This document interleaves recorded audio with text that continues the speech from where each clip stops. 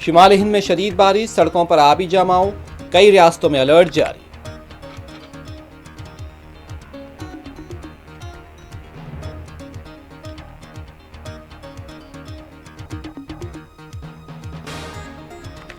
BJP मुल्क की जमहूरियत को तबाह करना चाहती है। अपोजिशन के एहतजाज के बावजूद इलेक्शन कमीशन कुछ भी सुनने को तैयार नहीं। समाजवादी पार्टी लीडर का बयान।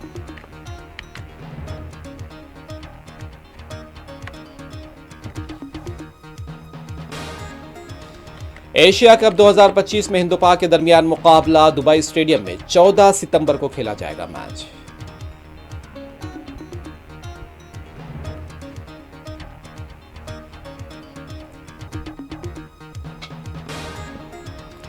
हमास ने रियासत फ़लस्तीन के क़याम तक हथियार डालने से किया इनकार। गजा में अदम क़हत के अमरीकी नुमाइंदे के बयानात को करार दिया गुमराहकुन।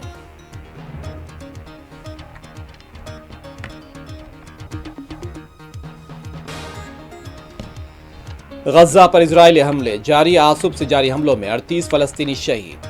भूख के बाद 7 अफराद भी शुहदा में शामिल।